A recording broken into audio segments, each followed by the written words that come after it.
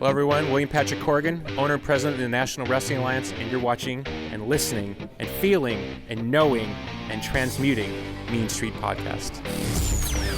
Live on location, this is the Mean Street Podcast.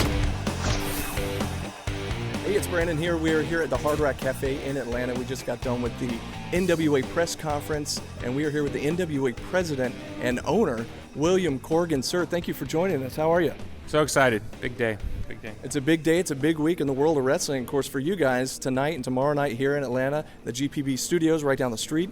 You got the first ever set of studio tapings. And like I said, in the world of wrestling, this whole week is a big deal. There's a lot of big things happening, a lot of big premieres happening on different channels.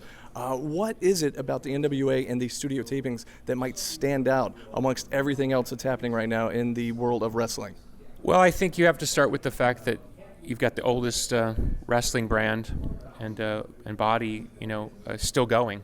So in a week where obviously the accomplishment of AEW being on Turner is certainly to be celebrated, the strength and survival of the NWA is just as notable in a different way. So on one hand, you have innovation, new people entering the field, new ownership, new ideas, and in many ways a fan-led revolution sort of driving forward a set of talents to take this major step into the market to try to take on the WWE. And at the same point, it's creating the argument that I've been making behind the scenes, in these Hollywood meetings for 5-6 years, being told over and over again that wrestling had no future in the world of entertainment. WWE signs a massive television contract. AEW is now on Turner.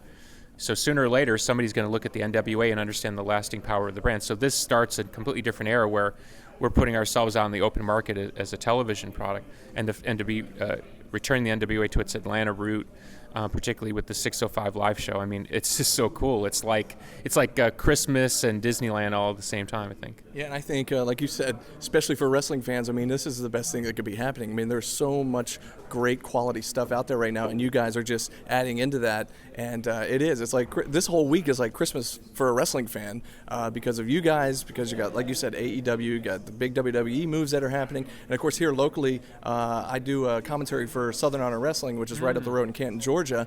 And we have some big name stars that stop through there from time to time. Is there any names you can tell me? Do you keep your finger on the pulse of like indie wrestling as a whole, or maybe in the Southeast in general? Are there any names that you might be looking at or could tell us about? Yeah. Well, when we took over the NWA, there were still a lot of those regional NWA territories. And we reached out to a lot of the promoters and we said, look, we're not in to wipe everybody out. And unfortunately, to a promotion, nobody understood the vision of what was necessary to rebuild the NWA.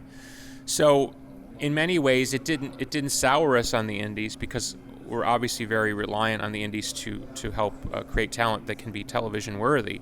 But it also sort of made us sort of have to go almost in-house because we couldn't rely on a sort of a network of people to say, hey, send us this guy or something. So we have, like Tried and True is a perfect example, Crimson's promotion. Mm-hmm. We'll work with a talent from Tried and True. But I think now that we're running, particularly in Atlanta, and we'll be back here in December, I think the local promotions now are going to go more out of their way to try to say, we think you need to look at these guys. And that's the best way to create the relationship, because when we weren't doing anything, it was almost like, well, do us a favor, we'll do you a favor. So no, we're in a position to get some of your talent over in a particular way, and hopefully that'll be beneficial to your business. That's the traditional model. Right. I hope that makes sense the way I'm putting it. It's not to throw shade on anybody in the indies. I've worked in the indies. It's a very tough thing to do, and as you know, it's like it takes a lot of work and effort and teamwork to draw a house. But at the end of the day, you need people on television who can come into your local promotion and draw. And the fact that we'll be coming out of Atlanta, hopefully, there'll be a good synergy there with the local promotions where we can start to understand who's talented in this area, and maybe they can be on NWA television, and in return, maybe they can help us get the show to be a success here. That'd be great. And another quick question before I let you go here. As far as a time frame, do you know how often you'll be doing the TV tapings here at the GPB studios? Are you just taping, like how many episodes are you taping per taping, and how often will you be back to do that?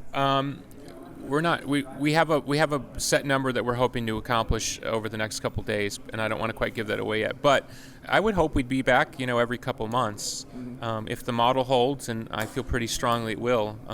We hope to run here for years to come. We don't look at it as one novel thing about the way we look at NWA television is we don't think you have to run 50 contiguous weeks in a year. As far as we're concerned, we could run 8 weeks and then not run for a couple months. So it's an interesting content model, and there may be a situation where we run here a couple times in a row, and then we go run out of Championship Wrestling from Hollywood for a round. We think changing talent, changing scenery, changing narrative, different opportunities, we think that'll ultimately be better for the viewer to keep a kind of a moving target as far as what you're trying to do. But we think the situation here is just fantastic, and so knowing that we have this very, very favorable, and even to get a little wonky, the tax advantages here as far as being an entertainment product coming to town, very, very attractive to working in Georgia. So the history here, we know there's a lot of talent here, and the support of the local economy. I think that's a perfect combination for us. That's fantastic. Well, we really appreciate you taking a few minutes to talk to us, and we can't wait for the 2 tapings tonight and tomorrow night. And Mr. Corgan, thank you so much. We really appreciate it. Thank you, my friend. This is the Main Street